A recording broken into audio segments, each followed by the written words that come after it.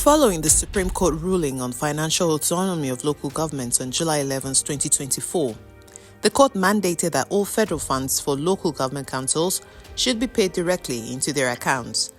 A verdict given by Justice Emmanuel Agim, who led a 7-member panel of justices and delivered the judgment in a suit filed by the federal government against the 36 state governors, and also included the 6 area councils in the Federal Capital Territory, FCT. Many blame state governors for inaction and underperformance in their local governments, but can that also be said of the municipal councils created by the Federal Capital Territory Act?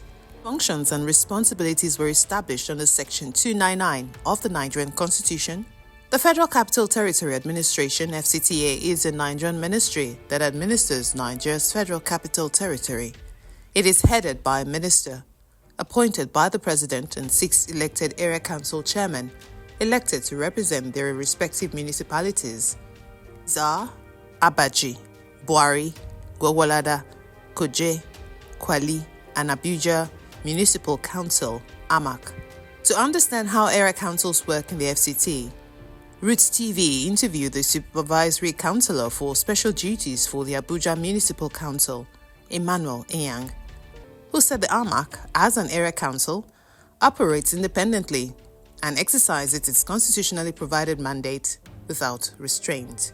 First and foremost, the meaning of autonomous is very glaring, meaning that you are empowered to act and possess all that is needed from you, that of the federal government or wherever the funding or wherever is coming from. It is at your own discretion to decide what to use the fund for, and the fund comes to you direct without interference, and you are also given the opportunity to execute activities and governance that is within the ampes of law where you reside as a local government or as an area council. For us as AMAC, we must say that to some large extent the FCT administration has given a very free hand to us to be able to exercise all that the Constitution has empowered area council to do, just like every other local government. And for us as a local government, under the area council, as may call in the FCT, the ministers, those that have come and gone and the present, have always been doing very well as far as funding is concerned. Whatever comes from the federation account is being released to area council for them to use for the purpose it was meant for.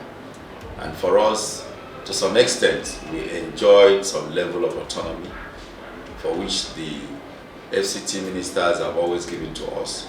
And we are happy that this is done to us. This has also enabled us to be able to execute a lot of projects that couldn't have been executed if this autonomy was not given to us. Residents of the FCT are often confused about who is in charge of what. The role of area council is often conflated with the FCT Minister, over time due to the complexity of how Abuja is governed. Mr. Enyang explains the roles of Abuja municipal councils and the peculiarities to which they function as guided by law. The role of, mind you, we have 3 tiers of government. Yeah. We have the federal, the state, and the local government, authorized by the Constitution of the Federal Republic of Nigeria. Not just a bill. This is a grand norm that governs myself and you and the entire country itself. And as you are all aware, any principal officers that must hold a sensitive office must swear to an oath. And what do you swear with? The Constitution, that you uphold the Constitution of the Federal Republic of Nigeria. What that implies is that whatsoever the Constitution has spoken us or has enshrined in that Constitution must be respected and obeyed. Now, area councils, local government are also stated very clear.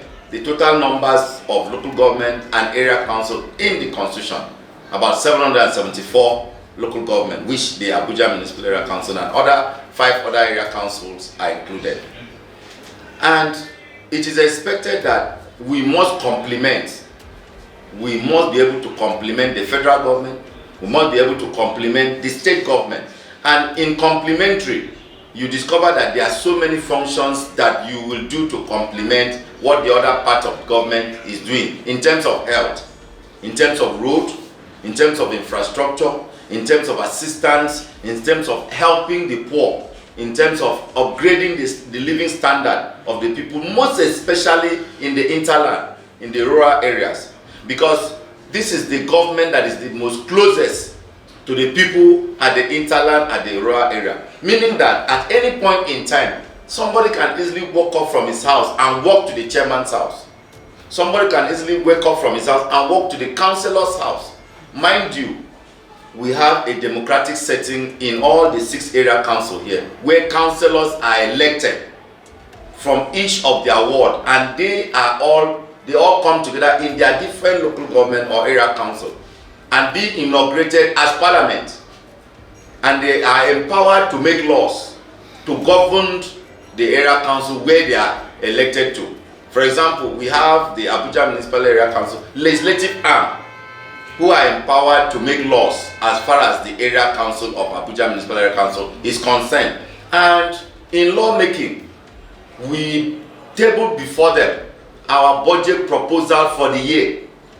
What that implies is that for the year under recording, under view, whatsoever activities that must take place for that year will be tabled before the legislative arm for them to peruse and subsequently give it an approval that will be signed into law by the executive chairman of the council. Ian says the municipal council in the FCT also operates with checks and balances. The legislative arm checks the financial activities of the executive arm, and the municipal council's financial funding comes from the federal allocation and internally generated revenue by the councils. Whatsoever functions and activities that will take place for the year will be stated very clear in that document, which is the budget.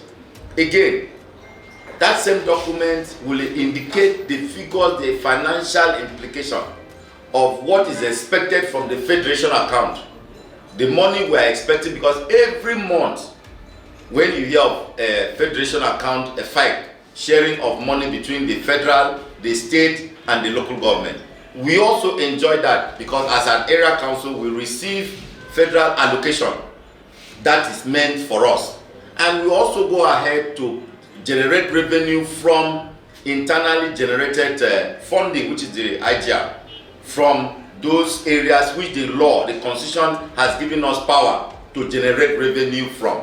So we will, based on our previous generation, we will now expect that this year coming, we expect that we will be able to generate this amount, considering what we are expecting from the federation account. Mind you, the federation account money comes in every month, so we would have been able to know, okay, fine, this month this is what we are expecting. It's an assumption that we expect it, considering what we must have been collecting in the years past. Now we add it to the revenue we are expecting to be collecting every month, and we summed up it for the 12 months that we are going to put up a budget for, and be able to know that, okay, fine, we expect that this year 20 this, 20 that.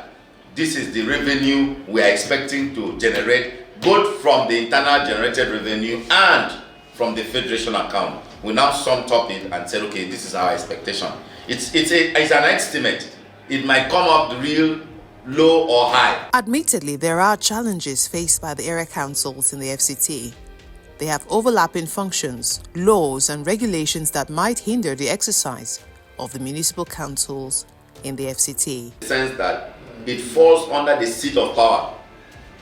Where AMAC resides today is the seat of power, where the president, where the two legislative arms, the Senate and the House of Reps, resides, where the federal ministries and parastatals reside. Now, we also have Ministry of Federal Capital Territory, who is also empowered to develop the Federal Capital Territory. And like you all know, I have counted Abuja Municipal Area Council wards, and all these places that the FCT administration is expected to develop also falls under this ward I have mentioned within the Abuja. So most times there is bound to be some little conflicts and overlapping. There are some roads that maybe the FCT administration is the one empowered to carry out such roads by law. Now, as an area council, even if the roads are not very okay, maybe there is some potholes and then we cannot just jump in to put that road in order until we get clearance and approval from the FCT administration. because they must come to supervise whatsoever we do as far as that is their own road. Because these are roads within the Federal Capital Territory supervision. Now, other roads that are within the hinterland, we don't need to inform them before we do it, because those ones reside under our own jurisdiction. That is one. Two, now we may have a lot of projects we want to execute that will need us to have a space. We cannot on our own move into any property in terms of land and start rating such structures that will be beneficiary to that person or that person or within any community without getting an allocation and approval from the FCT administration. For example, we go to a community now, they say they need a health center. We cannot jump into any land we see around there to site and health center without us getting approval of our land allocation from our mother ministry, which is the FCT authority. Again, we might go to a place and discover that where a market is situated right now is causing a lot of problem in terms of road networking. There's blockage of road whenever that market is on. There's a lot of accident that may happen whenever such market is, or a motor park is sited where it is also becoming a public nuisance to commercial activities within that area. And we are looking for another place or some other place that is different from there to go and site either a motor park or a market or any other thing. We cannot do it. We cannot, because we must seek clearance from the FCT administration for land allocation for us to be able to take such project to wherever such land has been given to us. The Supervisory Councillor for Amac Municipal Council also revealed some achievements made by the area council thus far. The axis of Karo, Nyanya axis, go down there and see the road we are doing. Then there's another place we call Toge, inside, very far from here. Go and see how the community people are jubilating, because these are things they never believe can come close to them. Chad roads there. Now you go to another place they call Kabusa. Kabusa is a little bit far from here. Go and see it by yourself. You go to another place they call Gogwa. Gogwa, I did mention that the project the minister is that will go there and see what we as a council is doing. Then you go to another community they call Karimo. Let me be frank with you, when we started that project in Karimo, the community never believed that road project can ever come near them, talk less of road project being executed within where they are residing right now. Because in that area, most of the people who are residing there are not the Baggies. They are also not the Gwandaras, who people see as the majority tribe in the Federal Capital Territory. But they are the Gedes, within a very closet. They are the Gedes, and they have been eager for such road to come to them for years past. But thank God for this present administration who have been able to do so. Then you go to Duse Gariki. Duse Gariki is the axis, as if after Apo axis, you get there, you see it for yourself. Then you go to Jikwe and see the road we've been able to execute from Abuja Municipal Area Council. Then you go to Angwansariki. These people never have access.